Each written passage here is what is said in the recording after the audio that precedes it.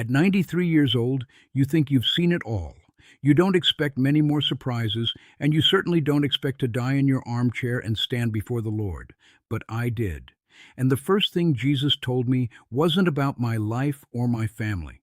His eyes, full of fire and love, looked right into my soul, and he spoke about the new Pope. He said that within the next 2 years, Pope Leo XIV will make a public declaration that sets him against the most powerful governments on earth. Jesus called it the start of the most severe crisis the modern Catholic Church has ever faced. But for you to understand the full weight of what he showed me, I need to tell you how I ended up there, standing before him. My name is Harold. For 93 years, I've walked this earth. I was raised a simple Methodist, taught to love Jesus and trust the Bible above all else. For me, the Catholic Church and the Pope were always over there, a different world. I respected them, but I never thought their affairs had anything to do with my walk with God. I was just a quiet man waiting for the Lord to call me home. I'm telling you this because he sent me back with this message. If what I'm saying already resonates in your spirit, I hope you'll subscribe and turn on notifications so you don't miss what's coming next. Please let me know in the comments, have you felt that the leaders of this world are moving further and further away from God's law? Because what Jesus showed me is the exact moment the tension finally breaks. To understand why it's so important, you first have to understand what happened to me on an ordinary Tuesday afternoon in my old leather armchair. To understand why Jesus would tell me, a lifelong Methodist, about the Catholic Pope, you have to understand the quiet life I lived. For over 70 years, my mornings began the exact same way, a cup of black coffee and my old worn-out Bible opened on the kitchen table. I wasn't a preacher or a scholar. I was just Harold, a man who believed God's Word was the only true map for a person's life. The world of cardinals, incense, and Vatican tradition felt as distant to me as the moon. It was their church, their leader. I respected it, but my faith was simple, personal. I've seen nearly a century of history unfold, mostly from my front porch or through the television screen.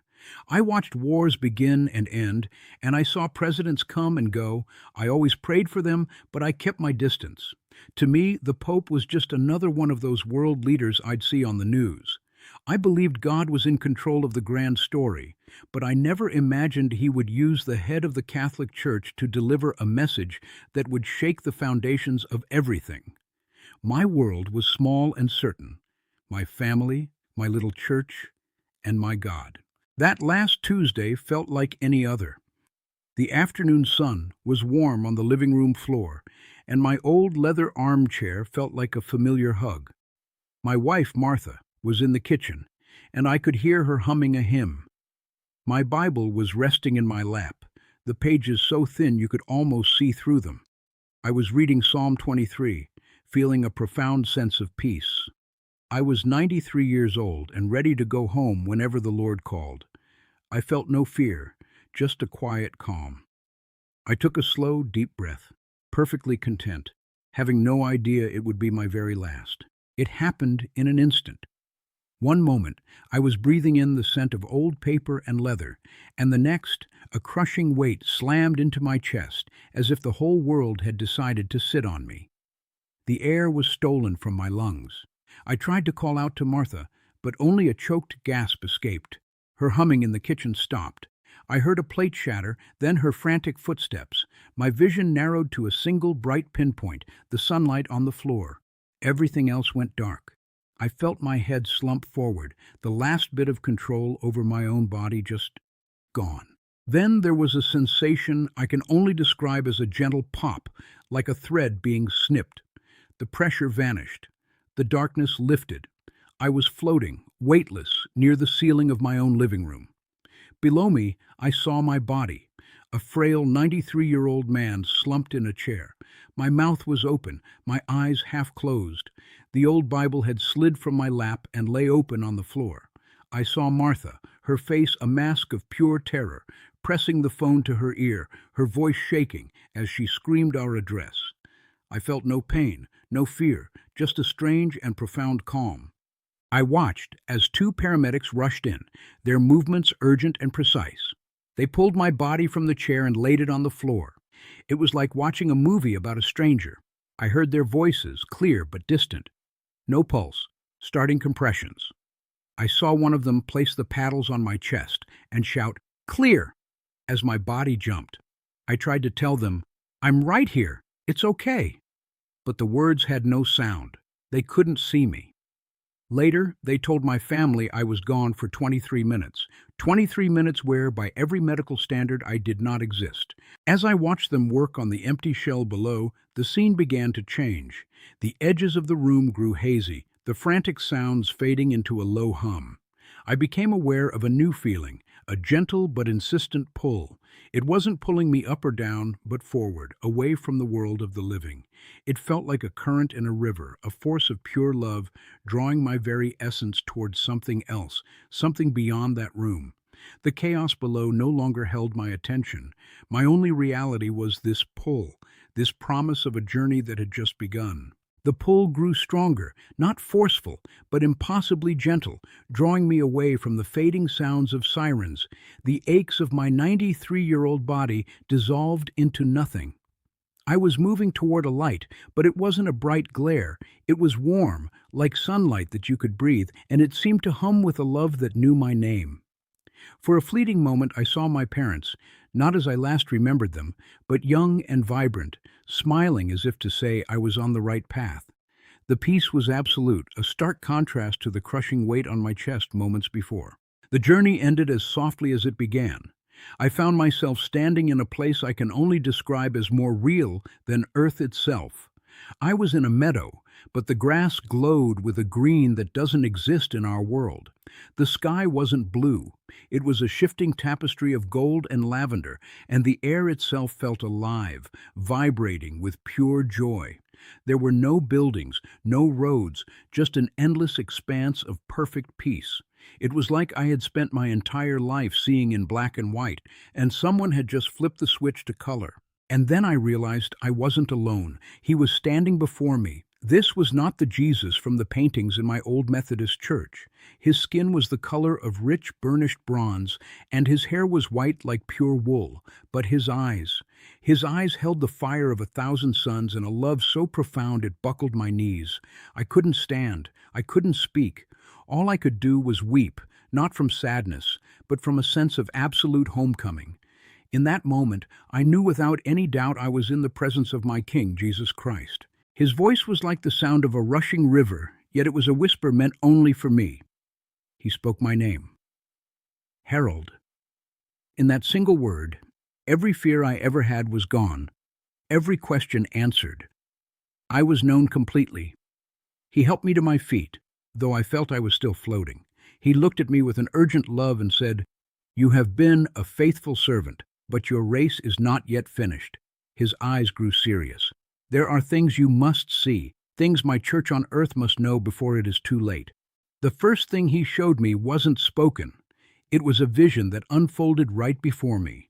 The beautiful meadow vanished, and I was standing in a massive stone square. I recognized it from the news, St. Peter's Square in Rome, but it was packed with television cameras and reporters from every country you could name. A man in white, Pope Leo XIV, walked out onto a balcony. He didn't look proud, he looked heavy, like he was carrying the weight of the world on his shoulders. Jesus was beside me, and his voice was quiet but firm. He said, "Listen, Harold, listen to what he says." The Pope began to speak. His voice was strong, and it carried across the square. He wasn't talking about church rules or traditions. He was talking about life, the kind God gives, and the family, the way God designed it. He said God's moral law could not be changed or negotiated, and this directly challenged new laws that powerful governments across the world were pushing. Instantly, the vision shattered into 100 angry images, presidents on TV screaming about the Vatican, newspaper headlines calling it a war on progress, and mobs of furious people attacking embassies. The chaos was terrifying to watch. As I watched the world burn with anger, Jesus spoke again. His voice cut through the noise. The world will demand that my church bows to its new morality, he said. This man will refuse. This will be a line drawn in the sand, Harold, and it will cost them their worldly power and protection. Tell my people not to fear this crisis, for it is a necessary purification. I have to stop for a second and ask you, are you feeling the weight of this?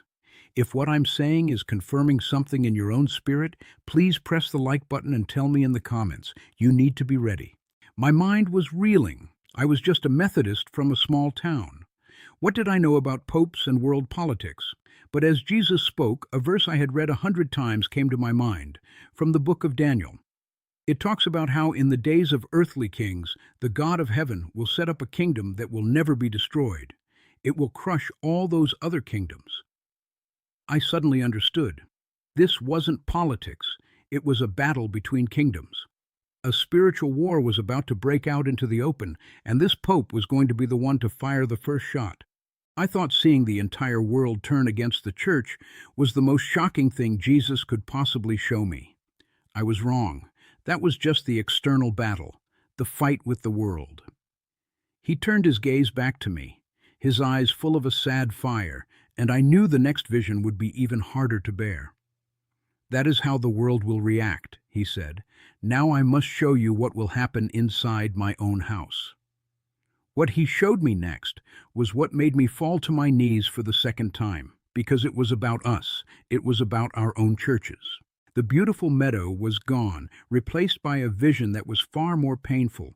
Jesus showed me a darkness, a spiritual veil of lies that was so thick it was choking the nations.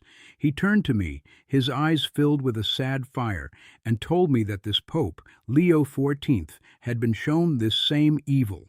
He knew the true depth of the spiritual corruption that had worked its way into the highest levels of world power. Jesus said, "This Pope knows the true nature of the battle. He will soon be compelled to reveal what he has seen, and the world will not be the only one shaken." Then the vision shifted, and my heart broke. I saw the inside of churches, not just Catholic ones, but Protestant megachurches, the kind I'd seen on TV, and even small community chapels like my own. When the Pope revealed the truth about this spiritual darkness, I saw congregations tear themselves apart. I saw people screaming at each other in the pews. Some called him a prophet sent from God, but many others called him a madman, a fearmonger trying to control them. The division was a raw, bleeding wound right through the body of Christ. It was a complete and utter fracture from within. Jesus' voice was filled with sorrow as he explained what I was seeing. He said, "This truth will be a sword that divides the house of God. It will separate those who love the comfort of their religion from those who truly love me and my truth, no matter what it costs them. Many who call themselves mine will abandon the faith because their hearts belong to the world." I fell to my knees and wept, because in that vision I saw the faces of people I knew, people I had prayed with my whole life, turn their backs and walk away into the darkness. Just as my heart was breaking into 1,000 pieces, I felt his hand on my shoulder. His voice was gentle. "But look again, Harold." The chaos faded, and a new vision appeared. I saw Pope Leo XIV, but he wasn't dressed in his grand papal robes. He was in a simple white cassock, meeting with a small group of men. I recognized some of them, famous evangelical pastors and Protestant leaders, men my tradition had always seen as separate, as on the other side. They weren't arguing about doctrine. They were on their knees, praying together, as one. I watched, unable to breathe, as the Pope took a bowl of water and knelt. He began to wash the feet of a famous Baptist preacher whose sermons I had heard on the radio. Tears were streaming down both of their faces. There was no pride in that room, no titles, no denominations, only brothers, humbled and united by their shared love for Jesus Christ. The walls that had stood for centuries were not just cracking, they were dissolving into dust right before my eyes. It was the most beautiful thing I had ever seen in my 93 years of life. Jesus spoke again, and his voice was full of triumph. "The enemy's greatest weapon has been division," he said. "But in the fire of persecution, I will melt the walls between my true children. This act will be a sign to the world. It will be the beginning of a unified front of believers. moving in the power of my spirit, just as they did in the book of Acts. This united remnant, Harold, will be the vessel for the final great harvest before the end. The hope in that vision was so powerful, so overwhelming, it felt like a tidal wave of pure love washing over me. The final vision faded, but the overwhelming hope it carried remained, pulsing through my very being. Jesus looked at me then, his gaze piercing right through me. "Go, Harold," he said, his voice both a command and a plea. "Tell them what you have seen. Tell my people to prepare, to purify their hearts, and to pray for the walls of division to fall. Tell them the time is short." A sudden dread filled me. Go back? Back to the pain, the decay, the heaviness? I didn't want to. I wanted to stay here, in this perfect peace, forever. I had been home, and the thought of leaving was an agony all its own. I tried to argue, "Lord, they won't listen to me. I'm just an old Methodist man. Why me?" He placed a hand on my shoulder, and his love was firm, unyielding. "Because you are simple, they will know the message is not from you, but from me." In that instant, I felt a jolt, like lightning striking my soul. The peace shattered. I was slammed back into my body with a violent gasp. The pain in my chest was immense, a fire raging where there had been none. The glorious light was gone, replaced by the harsh, sterile white of hospital lights burning my eyes. The sounds of the world crashed in on me, the frantic beeping of machines, the urgent voices. A paramedic was leaning over me, his face a blur. He was shouting, "We've got him back! We have a pulse!" I tried to breathe, but my lungs felt like they were full of broken glass. My wife Martha's face came into view, her eyes wide with a mix of terror and relief. I tried to speak, to tell her where I'd been, who I'd seen, but all that came out was a dry, rasping croak. The words, "I saw Jesus," were trapped inside me, silenced by the broken vessel I had returned to. Later, in the quiet of the hospital room, I tried again. I told my son David everything. I described the visions, the Pope, the coming division, and the beautiful reconciliation. He held my hand, and I saw the look in his eyes. It wasn't belief, it was pity. He told me the trauma could cause vivid hallucinations, that I'd had a bad dream. But Jesus' mission burned inside me. Tell them the time is short. I knew then that returning to my body wasn't the hard part. The hardest part would be convincing a world that didn't want to listen, that what I saw was more real than life itself. My son David, bless his heart, thought he was protecting me. He brought doctors to my home who spoke to me in slow, gentle voices, asking if I was confused or seeing things. My own pastor, a man I've known for 20 years, sat with me and said, "Harold, the mind can play tricks on us after such trauma." They didn't see a messenger who had stood before the king. They saw a fragile old man who had a bad dream. Every attempt I made to share what Jesus had shown me was met with a sad, pitying smile. They just wanted me to be quiet and rest. But it wasn't just their concern. There was another kind of resistance, something darker. My grandson tried to record my story on his phone. 3 times we tried, and 3 times the moment I began to speak of Jesus' words, the recording would fill with a loud hiss, and the phone would die, its battery instantly drained. At night, I had heavy, oppressive dreams where a voice would whisper that I was a fool, that I was bringing shame on my family. I would wake up in a cold sweat, feeling a presence in the room that wanted nothing more than for me to stay silent. For weeks, I let their doubt and that darkness win. I sat in my armchair, the very one I died in, and I stayed silent. But the Lord's words kept echoing in my soul. Tell them the time is short. It wasn't a suggestion. It was a mission. And one morning, I realized that my fear of being called crazy was nothing compared to my fear of standing before my king again and telling him I failed because I was afraid of what people might think. I knew then that I had to find a way. The silence was no longer an option. It was disobedience. And that's why I'm telling you this now, in this way. I finally understood something.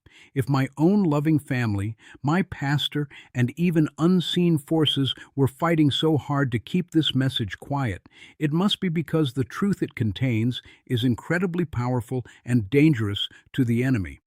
Their resistance wasn't a reason to stay silent. It was the ultimate confirmation that this message had to get out. What Jesus showed me isn't just for me. It was a warning and a promise meant for you, for all his people who have ears to hear. And that is why I had to speak. I finally understood that Jesus didn't send me back for my pastor or for my family who couldn't hear it. He sent me back for you. For the one watching right now who feels a deep unease, who sees the world getting darker and wonders where God is in all of this. What he showed me about Pope Leo XIV isn't just about politics. It is a sign that God is drawing a line. He is forcing a choice upon the world, and you must not fear the chaos that will follow that man's declaration. I know many of you already feel the shaking inside our own churches. You see the compromises, the arguments, the love growing cold. That vision Jesus gave me of the great fracture was to validate what your spirit is already sensing. He is sifting his house, and his message for you is clear and urgent. Anchor your soul to Jesus Christ himself, not to a building, not to a denomination, not even to a pastor you trust. Your relationship must be with him, and him alone, because he is the only rock that will remain standing when this storm hits. But in that great shaking, there is an even greater promise.